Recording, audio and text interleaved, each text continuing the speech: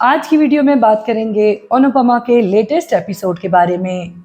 तो चलिए फटाफट से अपने वीडियो को शुरू करते हैं।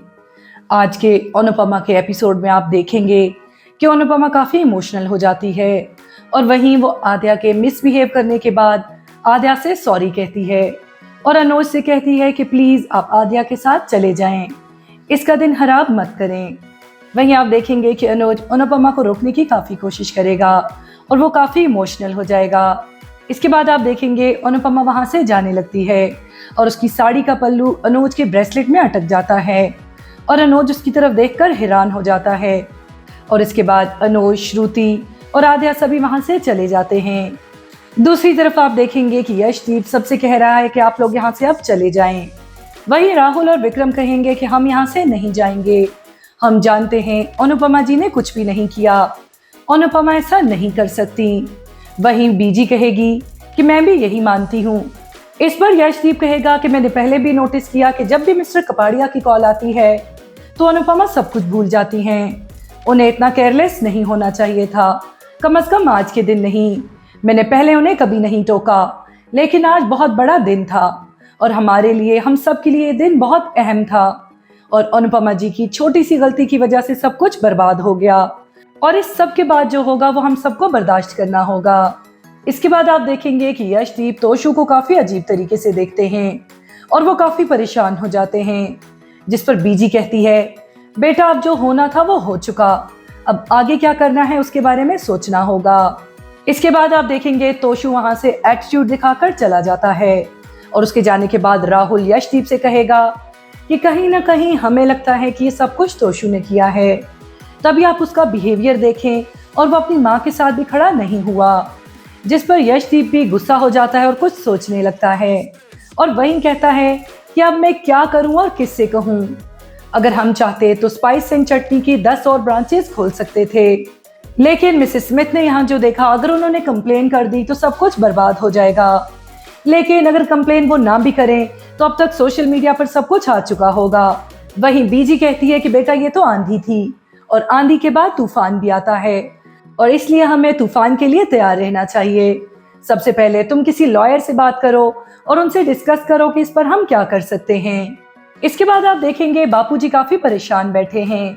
वहीं बा आरती करते हुए आती है और कहती है कि आप इतने बेचैन और परेशान क्यों हैं। वहीं बापूजी कहेंगे कि मैं काफी ज्यादा परेशान हूँ, मुझे लगता है कि कहीं अनुपमा के साथ कुछ गलत ना हुआ हो, मेरे दिल में काफी बेचैनी हो रही है। वही बा भी कहेगी कि कल रात से मैं भी बहुत ज्यादा परेशान हूँ, भगवान करे डिम्पी और टीटू की शादी में कुछ भी बुरा ना हो। वही वनराज आता है और कहता है कि आप दोनों बिला वजह परेशान हो रहे हैं, अगर वहाँ कुछ भी हुआ होता केंजल और तोशु मुझे कॉल कर देते, वहाँ सब कुछ ठीक होगा। इसके बाद आप देखेंगे कि तोशु खुशी खुशी घर आता है और वो केंजल को बताता है कि आज रेस्टोरेंट में क्या हुआ। अनुपमा जोशी ने वो कर दिखाया जो कोई ना कर सका, जिस पर केंजल कहती है कि आखिर ऐसा क्या हुआ।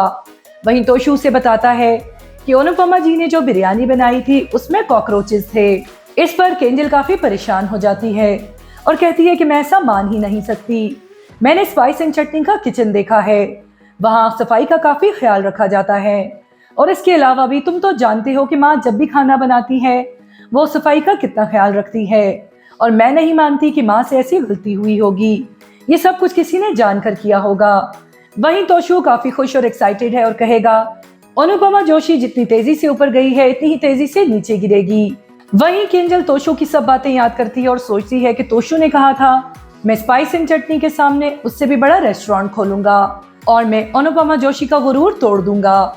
वहीं केंजल तोशु से कहेगी कहीं तुमने ये सब तो नहीं किया। वहीं तोशु कहेगा कि मैं अभी तक इंतजार में था कि कब तुम माँ और मिस्टर कबाड़िया की तरह मुझ पर इल्जाम लगाओगी और कहोगी कि मैं ही सबका जिम्मेदार हूँ। वहीं केंजल कहती है कि मुझे तो लगता है कि ये तुमने ही किया है।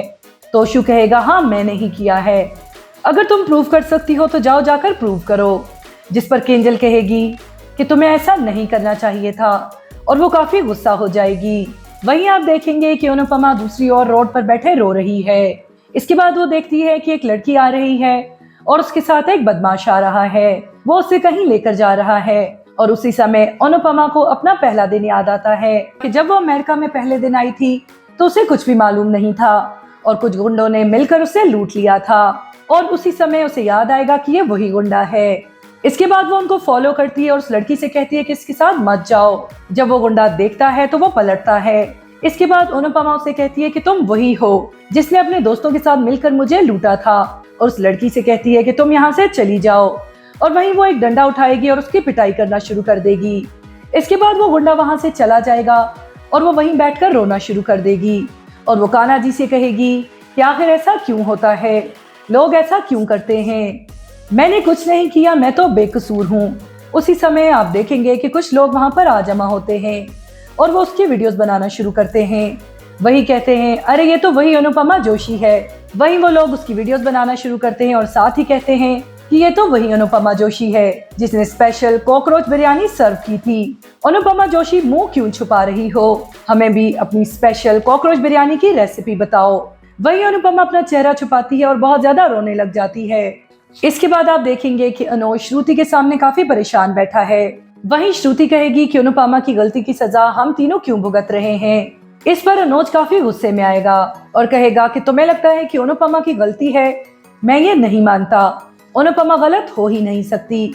मैंने स्पाइस एंड चटनी का किचन देखा है और मैं अनुपमा को काफी अरसे से जानता हूँ। अनुपमा अगर आंखें बंद करके भी खाना बनाएगी तो उसमें कुछ भी नहीं हो सकता। अनुपमा के खाने से कभी कोई बाल तक नहीं निकला तो कॉकरोचेस निकलने का सवाल ही नहीं पैदा होता। वहीं श्रुति काफी गुस्सा भी है मन ही मन में और काफी हैरान भी होती है। इसके बाद अनुज कहता है कि मैं अनुपमा के लिए काफी परेशान हूँ, न जाने वो कहाँ होगी और किस हाल में होगी। अब मुझे कैसे पता चलेगा कि अनुपमा कहाँ है। इसके बाद अनुज सोचेगा कि आखिर अनुपमा कहाँ गई होगी। वो कहता है कि मैं केंजल से पूछ लेता हूँ।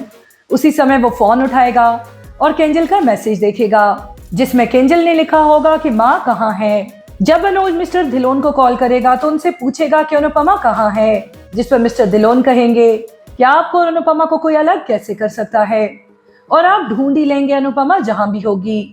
इस पर अनुज कॉल कट करता है और कहता है कि अनुपमा को मैं ही ढूंढूंगा। इसके बाद आप देखेंगे कि अनुपमा रोड पर बैठी रो रही है और वहीं अचानक से उसके सर पर कोई हाथ रखता है। जब अनुपमा ऊपर की तरफ देखती है तो उसे उसकी माँ दिखाई देती है और वो देखकर काफी हैरान हो जाती है और वहीं कहती है कि माँ आप मुझे छोड़कर क्यों चली गई थी, देखो मुझे यहाँ नहीं आना चाहिए था, मैं अगर यहाँ ना आती तो सब कुछ ठीक होता, मैं वहीं जिस घर में पली बढ़ी वहीं ठीक थी। इसके बाद अनुपमा कहती है कि मैंने समर के जाने के बाद ख्वाब देखना छोड़ दिए थे क्योंकि मुझे जिंदगी ने हमेशा गम ही दिए हैं। मुझे पाखी और तोशु से कोई उम्मीद नहीं थी, लेकिन समर के जाने के बाद अब छोटी भी मुझसे नफरत करती है। वो मुझे अपनी माँ नहीं मानती, मेरी जिंदगी में कुछ नहीं बचा। वहीं कान्हा जी से काफी शिकायत करती है और कहती है कि आखिर आप मेरे साथ हमेशा ऐसा क्यों करते हैं। मैं जब भी समझती हूँ कि सब कुछ ठीक होने लगा है उसी समय सब कुछ बर्बाद हो जाता है। और आज मेरे लिए स्पाइस एंड चटनी के लिए बहुत बड़ा दिन था। मेरा घर, मेरा मंदिर, सब कुछ खत्म हो गया। मैं इतनी बड़ी लापरवाही कैसे कर सकती हूँ, ये मैंने नहीं किया। लेकिन फिर भी कान्हा जी मेरी परीक्षा पर परीक्षा ले रहे हैं। आखिर ये मेरी परीक्षा लेना कब बंद करेंगे। वही माँ उसे कहेगी कि खुद को संभालो, तुम बहुत मजबूत हो, इस सब से तुम नहीं टूट सकती, बल्कि तुम्हें दोबारा से सब कुछ करना है। वही अनुपमा कहती है कि जो भी हुआ सो हुआ, लेकिन मुझे एक बात पर फख्र है कि मैंने बहुत मेहनत की, लेकिन मैं कान्हा जी से नाराज हूँ। वो हमेशा की तरह उन्होंने मेरा साथ छोड़ दिया। लोग कामयाबी के ख्वाब देखते हैं और मुझे कामयाबी मिल गई, लेकिन मैं कामयाबी को ना रोक सकी, मैं यहाँ टिक नहीं पाई। आखिर मेरे ही साथ ऐसा क्यों हुआ। वहीं आप देखेंगे कि माँ अनुपमा से कहेगी कि तुम्हें खुद को संभालना होगा, तुम्हें फिर से खड़ा होना होगा। मैं जानती हूँ कि तुम निर्दोष हो, तुमने ऐसा कुछ भी नहीं किया। तुमने बहुत बचपन में ही खाना बनाना सीख लिया था और तुम सफाई का भी ख्याल रखती थी, इसलिए ये गलती तुमसे बिल्कुल भी नहीं हुई। ये किसी ने जानबूझकर किया है और ये वक्त रोने का बिल्कुल भी नहीं। तुम्हें खड़ा होना होगा और उस शख्स को तलाश करना होगा जिसने ये सब किया और उससे सबके सामने लाकर खड़ा कर दो, ताकि तुम खुद को निर्दोष साबित कर सको और फिर से तुम्हारे लिए कुछ बेहतर हो सके। इसके बाद आप देखेंगे कि अनुपमा माँ की गोद में सर रखती है और सोने लगती है और वहीं माँ को कहती है कि अब मुझे छोड़कर नहीं जाना, अगर आप मुझे छोड़कर जाओगी तो आपको मुझे अपने साथ लेकर जाना होगा। वहीं माँ काफी परेशान लगती है और इसके बाद अनुपमा माँ की गोद में सर रखकर सो जाती है। नेक्स्ट एपिसोड में आप देखेंगे कि अनुपमा बैग्स लिए हुए कहीं जा रही है। उसी समय वो कान्हा जी से प्रार्थना करती है, यहाँ जो हुआ सो हुआ, लेकिन एक माँ होने के नाते मुझे डिम्पी और टीटू की शादी में जाना चाहिए। और वहीं कान्हा जी से कहती है कि अब यहाँ सब कुछ संभालना। उसी समय उसे बा की कॉल आ जाती है और वो बा को कहती है कि मैं बस एयरपोर्ट की तरफ जा रही हूँ, जिस पर बा कहती है कि तुम वहाँ देख लो, यहाँ पर हम मैनेज कर लेंगे। इस पर अनुपमा कहती है कि आप ऐसे क्यों कह रही हैं।